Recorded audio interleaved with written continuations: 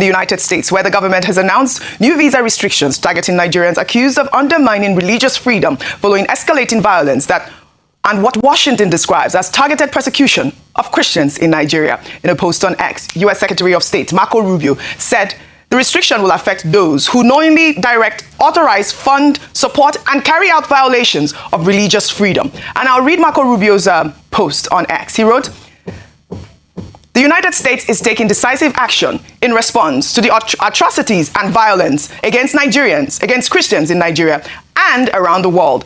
The State Department will restrict U.S. visas for those who knowingly direct, authorize, fund, support, or carry out violations of religious freedom. This visa policy applies to Nigeria and other governments or individuals that persecute people for their religious beliefs." Well, Marco Rubio spoke with Fox News on Monday, issuing a stark warning about the threat posed by radical Islam, describing it as a clear and imminent danger to the world and broader West, and especially the United States. Let's take a look. There is a Muslim problem in the world. But you do believe overall there is a Muslim problem in the world? Well, there is a Muslim problem, absolutely. You just have to turn on your television set. Radical Islam has shown that their desire is not simply to occupy one part of the world and be happy with their own little caliphate. They want to expand. It's revolutionary in its nature. It seeks to expand and control more territories and more people. And radical Islam has designs openly on the West, on the United States, on Europe. We've seen that progress there as well. And they are prepared to conduct acts of terrorism. In the case of Iran, nation-state actions, assassinations, murders, you name it, whatever it takes for them to gain their influence and ultimately their domination of different cultures and societies. That's a clear and imminent threat to the world and to the broader West, but especially to the United States, who they identify as the chief source of evil on the planet. Okay, the reason why they hate the Kingdom of Saudi Arabia, the leadership of the UAE, of Bahrain, is because they've allowed the United States to partner with them. That's why they hate them. They consider them infidels for it. They hate Israel, but they also hate America, and they hate anywhere in the world that we have influence. They seek to attack it, including here in the homeland. Well, this is a clear signal that the Trump administration is taking a hardline approach to radical Islamic terrorism, marking a significant shift in U.S. foreign policy rhetoric.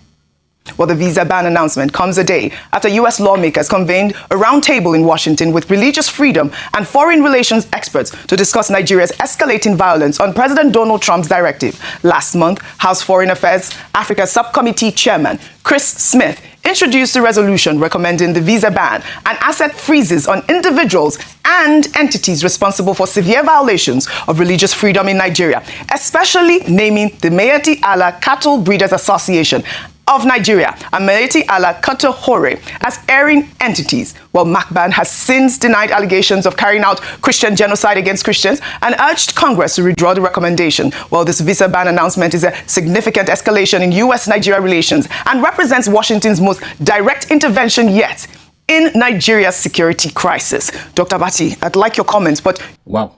I want you to please take your time and listen to this video. I see what is coming.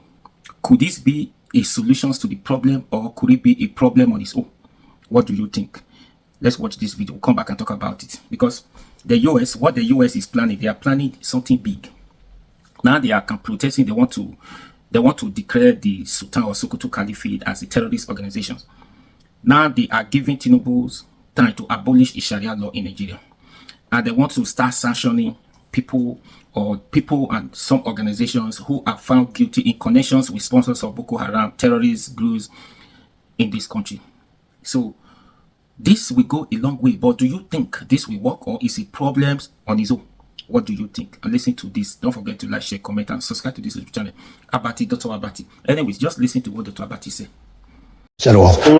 There is a Muslim problem in the world. But you do believe overall there is a Muslim problem in the world? Well, there is a Muslim problem, absolutely. You just have to turn on your television set. I think Islam hates us. There's something there that's a tremendous hatred there. Did you mean all 1.6 billion Muslims? I mean a lot of them. You look at what's happening with the Quran, it's a pretty scary thing. There's something there that teaches some very negative vibe. They do not respect us at all. Large portions of a group of people, Islam, large portions want to use very, very harsh means. You have more than a handful of moderate Muslims, but you certainly have a problem with Muslims. Within the Muslim community, we have some very radical people who want to do great harm to you and to Joe and to everybody on your panel and to me and to this country and to the world. There's a level of hatred within a certain community, in this case the Muslim community. I want surveillance of certain mosques, okay? If you have people coming out of mosques with hatred and with death in their eyes and on their minds, we're going to have to do something. They're trying to take over our children and convince them how wonderful ISIS is and how wonderful Islam is, and we don't know what's happening. And we have to look at the Muslims, and we have to do something.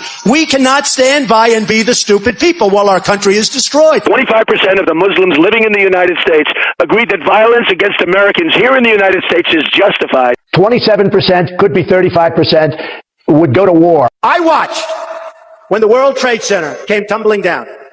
And I watched in Jersey City, New Jersey, where thousands and thousands of people were cheering as that building was coming down. Okay, so remember this. So listen. Donald J. Trump is calling for a total and complete shutdown of Muslims entering the United States. They would say, "Are you Muslim?" And if they said yes, they would not be allowed in the country. That's correct. Why aren't we letting the Christians in? Why are we letting the Muslims in? You tell me. You're saying no. We have a major, major problem. This is, in a sense, this is a war. And we have to stop the Muslims until we find out what's going on. Does that make sense, by the way? Until we find out. It has to be clear that Islam is our real enemy. You have to get rid of Islam. Islam doesn't belong to Europe. Islam doesn't belong to the UK. And the answer is simple. Stop the boats and send them back. Send them back. Send them back. Dear friends, you know, we've often talked about these sanctions, and now we are seeing a clear sanction right now on targeting individuals and entities that support and negotiate with terrorists as well. But also the mention of Mayeti Allah in this whole conversation also is very important for you to discuss as well. So I'll tie in the story for us to discuss both. Meanwhile, the United States lawmakers have been urged to pressure the Nigerian government to abolish Sharia law in northern states where it has been adopted and disband the religious enforcement HISPA commissions, with experts warning that these laws and groups are fueling systematic anti-Christian persecution. While during the joint House briefing on Tuesday, Council on Foreign Relations Senior Fellow Dr. Ebenezer Obadari testified that the primary drivers of violence, Boko Haram, ISWAP, and radicalized Fulani militants exploit Sharia frameworks and HISPA officials to impose extremist ideology and operate with near total impunity. Dr. Obadari laid out a twofold strategy. First, work with the Nigerian military to neutralize Boko Haram, and second, pressure President Tinubu to make Sharia law unconstitutional in 12 northern states where it has been adopted since the year 2000, and disband the various Hizbah groups who are seeking to enforce Islamic law on all citizens regardless of their religious identity. This is another push that we are seeing, Dr. Abati. You know, the call for the ban of Sharia law also is an uncomfortable conversation that needs to be had. Your thoughts? Okay, since President Trump named Nigeria as a country of particular concern, redesignation after the Biden administration, there have been a lot of moves in the United States in terms of addressing the issue in Nigeria. Well, let's start with what we call radical Islam. Now, radical Islam, yes, it's a very serious threat, to the United States. We all remember 9/11, and it talks about basically extremist ideology that you can find either in terms of fundamentalism or in terms of the use of violent tactics to promote that particular religion. And 9/11 would seem to be a very good example of the kind of, threat that radical Islam can pose. And for the United States, 9/11 was a particular, wake-up call, and the international community have been mobilized since then to fight global extremism. So it's not just of concern to the U.S., it's also for the global community. Second, now the U.S. now saying, look, U.S. will fight it. Other countries are fighting it too. Yes. What we're talking about is the need for cooperation, to check extremism of any sort, whether it's called radical Islam or it is called terrorism or it is called banditry. Now, to come to Nigeria, the U.S. says, Nigeria is not a country of particular concern. The announcement that they will restrict visas is inside the Immigration and Nationality Act, Section 212, Sub A and Sub 3C, which gives the United States, the powers to restrict visas for certain category of persons and entities. And I had made a point earlier on that, it falls within the legitimate and sovereign right of the U.S. to admit whoever it wants to admit. It's not automatic that when you apply for visa that you'll be given. Where the problem will be is, how do you identify who these religious extremists in Nigeria are? It's not as if Nigeria has a list of persons who are known as radical extremists. So that's why it's at the discretion of the consular section of the United States Embassy, issuing visa to persons. Now, the Nigerian government too does not have a list. If there is a list, and they have published it, well, I have not seen it.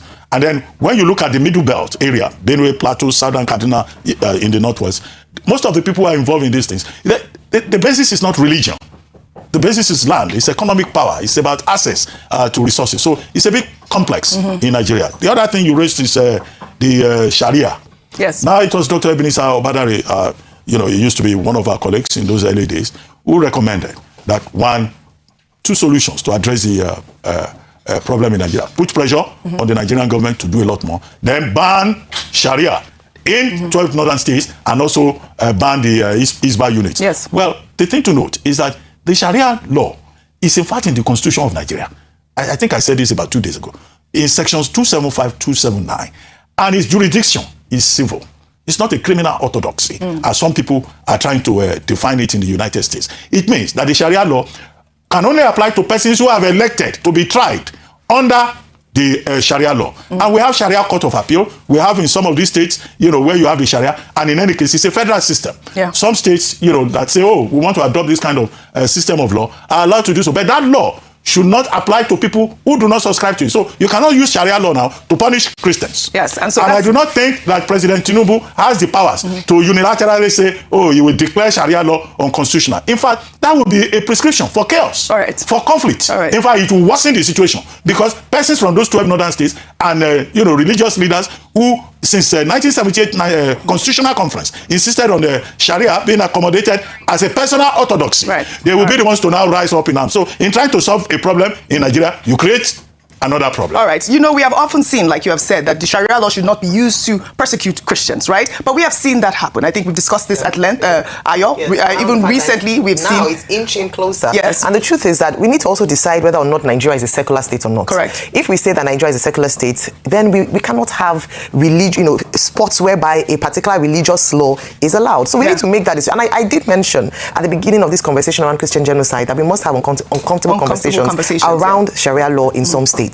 I also believe that it's important to find out to what extent the Christians living in we've seen incidents where it crosses over. It always crosses over at a while, and that's where the challenge is. If something was instituted or called upon, if we see that it has a negative effect, we can go back to the conversation, revisit it, and actually find out if it's still working. Sharia is not a religion. When it applies to a particular religious group. The Sharia court. The Constitution says there shall be no state religion. Correct. In any part. And there's no state of Nigeria where they say you must only be Muslims or you must only be Christians. Yeah, but the point she's making is a system of judicial administration that applies to only a particular religious group. Or whoever submits to it. Yes, it's really the religious group. So let me tell you why we're talking about this, because only recently I think we saw a man's store that was closed down in Abuja and said it was a Sharia court that repossessed his property. And we have seen some of these. No Sharia in the FCT. Well, that was the conversation. In the state where it was brought before. And so they are inches. So it was in the state it was brought before. Closer, so exactly, because the people that were persecuting were, using the Sharia court to do that. And so, like Ayo has said, this is a situation where these laws are inching and also persecuting people that have not subscribed to it. For example, we saw Deborah, the killing of Deborah, who had this, was blasphemous, and she was killed. She was burned, but she was Christian, and they used the blasphemy law to persecute her. So these are the sort of conversations that are uncomfortable and need to be had. If we have to revisit the conversation, we should open it again on the table. And this is my thought. The Constitution is being reviewed all the time, Dr. Bat, isn't it? We're talking about Sharia law. I'm saying it will cause a lot of problems. Well, I don't think President Tinubu needs to go in that direction. Well, that's your advice. But the Nigerian people are saying that these are the conversations that need to be had. If this is a situation where Christians are being persecuted for something that they did not subscribe to, I believe it's something that should be put on the table. Yes, that's really all it is. The constitutional conversation. So. All right. In the meantime, the Senate has confirmed the appointment of former Chief of Defense Staff general screening by lawmakers on Wednesday. During the confirmation hearing, General Musa faced tough questions on recent security lapses, including the withdrawal of troops from Government Comprehensive Girls Secondary School in Maga, Kebbi State. General Musa assured the Senate that he would immediately set up a full-scale investigation into the troop withdrawal once he assumes office, and vowed to probe the recent killing of a brigadier commander in Borno State, Brigadier General Musa Uba, and other attacks targeting military officers.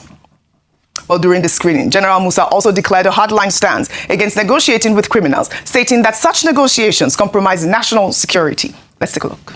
No one individual can do this together. We must work. So he says no to negotiation. There is no negotiation with any criminal. And I think that should be made very, very clear. We are working together. We're going to work together with the NSA's office to ensure that states don't adopt such things, because those things compromise security.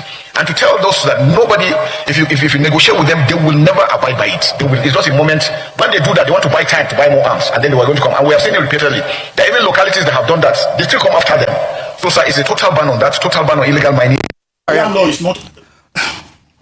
Well, the screening session saw moments of tension when Senator representing Niger East, Sani Musa, suggested that General Christopher Musa be allowed to take a bow and go, prompting protest from lawmakers before Senate President Godswill Akpabio intervened firmly, rejecting the suggestion, stating that Nigerians deserve to hear from General Musa at the time when security concerns remain high. He cited pressure from the United States over security concerns in Nigeria, stating that even Donald Trump is on our neck. Let's take a look. So we are not asking him questions because we don't like him. We're asking him questions because our constituents would have loved to ask him questions at a time like this. So if we come here and we do politics of bow and go, this is not a period we should say bow and go. Even Donald Trump is on our neck. We have not yet asked him what his response will be to Donald Trump, the President of America. He is not just anybody. Chief of Defense Staff, a nominee for Minister of Defense of a country, and you stand up and say you should take a bow and go, with so many questions on the mouth of Nigerians, with over 200 Nigerian children in the bush, kidnapped and being tortured. Disappointment is heralded all over Nigeria with happiness, because Nigerians believe he has something to offer. Give the man an opportunity to give Nigerians hope. Well, this is a far departure.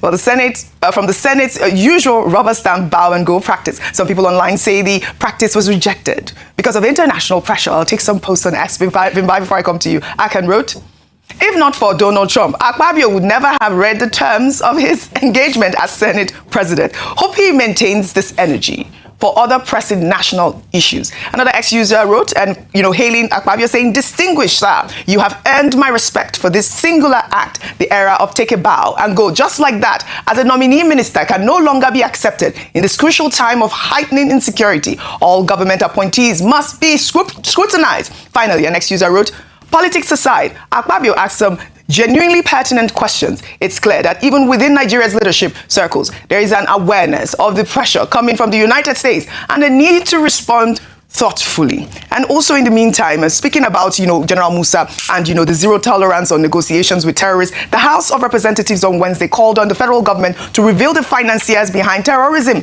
and banditry in Nigeria. The House resolved that the people backing kidnappings and banditry in the country should be named, sanctioned, and prosecuted, while also stating that all terrorism-related prosecutions should be open, expeditious and transparent. The lawmakers also demanded that the federal government open a new special court specifically dedicated to terrorism, banditry and kidnapping. These are all the right moves in the right direction. We've always called for these people to be named and shamed. Now the lawmakers are even calling for a special court for the prosecution. Now your thoughts on Akpabio even referencing Donald Trump, that hey, Donald Trump is on our neck at this point. This international pressure, the pressure is getting worse. It's getting worse. Go ahead. I'll begin with the special courts because this is something that the Minister of Defense, who is about to be confirmed, has always advocated for as part of his measures that he felt would curb and help us to deal with the menace. However, the conflict now becomes the fact that under the Terrorism Prevention and Prohibition Act, there is permission for some of these procedures to be done without media and without that transparency that we seek. That's where it gets a little bit complicated because of issues around national security and implications to national stability. Having said that, I think it's a step in the right direction. Now, to yesterday's proceedings, heated proceedings, and I say thank God, I never thought I'd hear myself say this, but thank God for the leadership of the Senate President Akpabio and his intervention, because if not, we wouldn't have seen that sort of rigorous screening session. And our only hope is that although the ambassadorial nominees are being screened behind closed doors, we hope that there's the same rigor happening for them as well. So on that note, I say that was an important development. However, on another note, I say, my goodness me, it breaks my heart when the fear of a white man is what makes us spring into action. It says a lot. However, this is where we are. A Caucasian across the Atlantic has issued a warning, and we, like good blacks... A Caucasian across the Atlantic? planting. And we, like good blacks, are now terrified. The United States that's president, the most powerful man Listen, in the world. there are several presidents who have stood up to past American presidents. However, there are genuine issues. And I think this is what we should focus on, right? Is that although we can't, I don't want to kill the messenger because I have a problem with the messenger, but it's okay. We're here now, and it's unfortunate that it wasn't the voice of the constituents, the voice of the Nigerians who are dealing with this menace day on day out that sprung our people into action. That's why I made reference to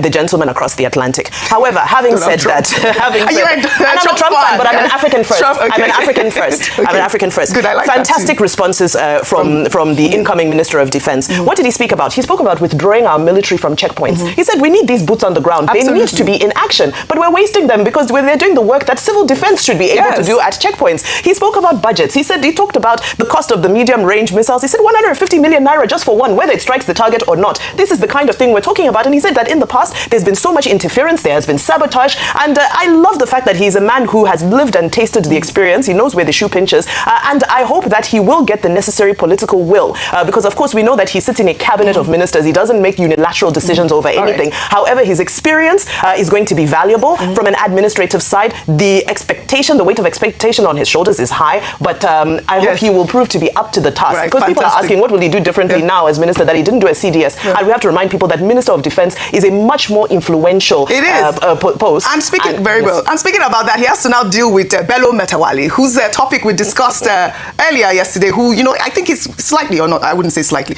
absolutely different from Musa, who say no negotiation with terrorists. Yesterday we saw Metawale's 2020 video, I believe it was 2021 video, talking about the fact that, these not all bandits are criminals. I wonder how they would, work together at this point. But I wanted to touch on Akpabio really quickly. Just a quick sentence on Akpabio, because I know this is what our viewers want to hear. When he was talking about Trump is on our neck. Just a quick comment. No, it's simply, he was just referring to the fact that... Yes, we know what he was referring to. I just wanted your analysis on it. No. My analysis is simply that he was reminding everyone of international pressure. Correct. And that the subject of appointment of a Minister of Defense is not something you can say, bow and go. Bow and go. And he got the support of almost everybody in the room. And they went on to discuss. And I've condemned that Sani Musa, the senator from Niger East. The same Niger State that we had. He demonstrated very embarrassing simple-mindedness. And that these people who elect to the Senate, they should know that, it's serious work. Serious business. Bow and go where?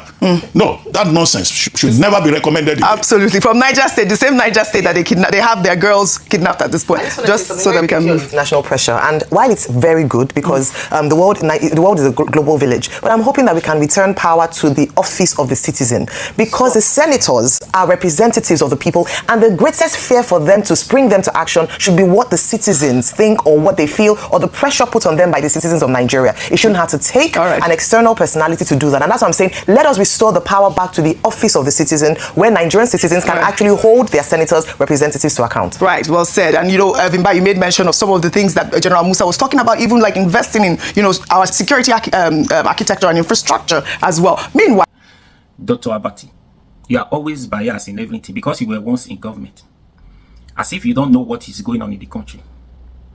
On this same table where you are, you guys discussed this issue before, this issue of Sharia law in this country, but now it's as if you don't know. You are talking about constitutions. Our constitution is being reviewed and amended every time. If it doesn't go well, there is need to review constitutions, and there is need to amend it. They will renew it. They will review it and amend some constitutions. And even now, they are still calling for an amendment of that constitution that is not helping this country. They need to amend it again. And it's the problem. On this table, you said Sharia law is constitutional. How can we have two separate laws in a secular country? We say Nigeria is a secular country. So how then do we have two separate laws? This law is working from one region, and the other region, another separate law is working, and they still want the law to work in the other region who are not of this ethnic, who are not of this religion. So how does it work? Abati, you say this is a constitutional, is going to cause problem, but try to abolish the law. What problem? We are already in problem. That's why we are looking for a solution to the problem. Let this be another problem to it. At the end of the day, we'll solve all the problem at once. We cannot have a problem and solution where the solution lies because you say it's constitutional, they cannot abolish it, they cannot do that. So how then do we not solve the problem? If you don't solve the problem, I will allow it, this will continue, and this is the agenda. Do you understand? So on this table, you sit down. That video, I could remember the video they are talking about. In Abuja, one Igbo man in Abuja, He's not a Christian. He's not a Muslim. How then do you punish this man based on Sharia law? Because he's from one particular region? How do you not charge a Christian to a Muslim Sharia court or Sharia court? What do you want him to say? Who do you want him to see there? How would you not have two separate laws when even the person is not of that religion because he's living in that area where the laws is working? You still want to charge him to that court so that you have where to discipline him? How is it going to work? Then other religions will not charge Muslim religion to that one. Meanwhile, the Christian or the normal constitutions do not even have power the way the Sharia law have power to punish people. Do you understand? So we should look for a solution. This is a solution. It's not. It's something doable. It's possible.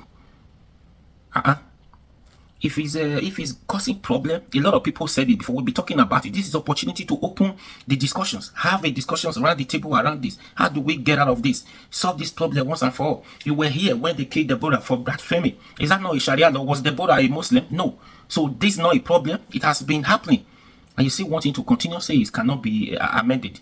What cannot be amended? Let the US help us solve these issues once and for all. Sanction these people. Let the federal government publish the names of these people, even if they don't do anything about it, so that we know this news is from the government website. Whenever you say something next time, you don't use the word allegedly, you don't say this, that. You know that, yes, government said it. But do they have the will to do that? That's the problem. You don't just list the name. When you publish the names, you have to go after them. Everything is just so annoying in this country. Why everything about Muslim? Look at the other videos. You see the other video, see that one. Everywhere these people, I don't want to start saying a Muslim, but this is a fact. Any radical Islam, these people radical, the topic is different from every other topic, very heavy, and they know what they mean. Even if you live, okay, let me not even say that, because it's quite different. We've seen a lot of videos many times talking about this religion. How can we have a violent religions like that? They want to take over the whole world. Every country you go, these people are always the problem.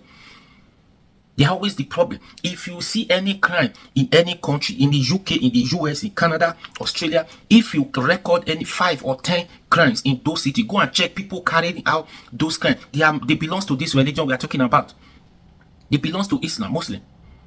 If we have 10 crimes, if they have 10 crimes in the UK, go and check. 10 of those crimes, 7, 8 of them will be people from this Muslim.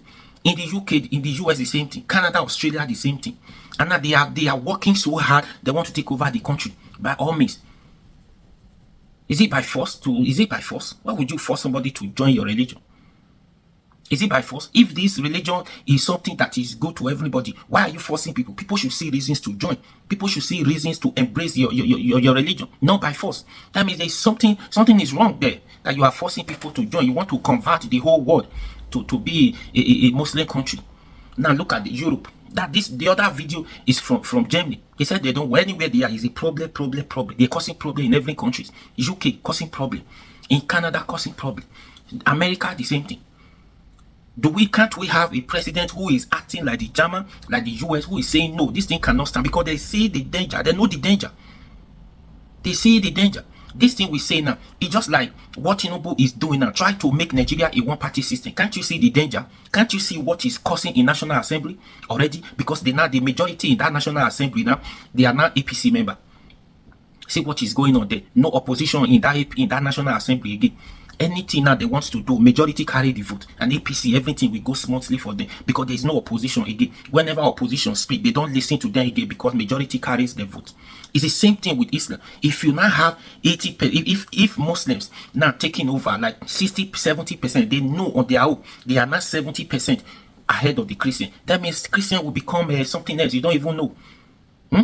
If they can succeed in same ticket, they have agenda. Can't you not see where they try to put Christian, where they try to put Christian now? And now Christian, no voice in Christian. Every Christian are even supporting them because we don't want problem. We are peaceful with this, with that. We pray every time. I see prayer is the one we do. We see danger. Instead of us to discuss this and have the solutions around this, we're saying no, it doesn't matter. And these people are penetrating the system. They are penetrating the system, causing problem here and there. Look at what Donald Trump said. He sees the danger. And they are banning them everywhere they go. check all the countries that is not peaceful today, that are having problem. This is Muslim. This religion, there's something about them so violent, radical. All of them, they are radical. There's no peaceful this thing. And after all, we listen to a video of this evangelist who wants a Muslim who converted to a Christian, how he revealed everything. Is this something you want to close our eyes and watch? Do you want to force me to embrace your religion? For what? For what? We are not blaming anybody. You have right to serve whatever God, whatever religions you want to practice. But it's not a must. It's not enough to force somebody to embrace your whole religion. If everybody continues to do the same thing, it becomes a problem. In a place where we see that, okay, this area is full of Christians, we have few Muslims here, then let Christians go after the Muslims in those regions. It becomes a problem. But we don't do that. Christians don't do that. Anyways, Donald Trump, please help us solve this problem. At least this awareness you have created generate a lot of things and brought up a lot of conversations. People are having conversations around all this. Before you know, solutions will come. We start from somewhere. Do you understand? What do you think? Please share this video and subscribe to this YouTube channel. About you will be every time you'll be biased if you don't know what is going on in the country. You are no longer for now, you are no longer a party member, or you are no longer in government, even if you still belong to a party. You are no longer in government for now. Sometimes you need to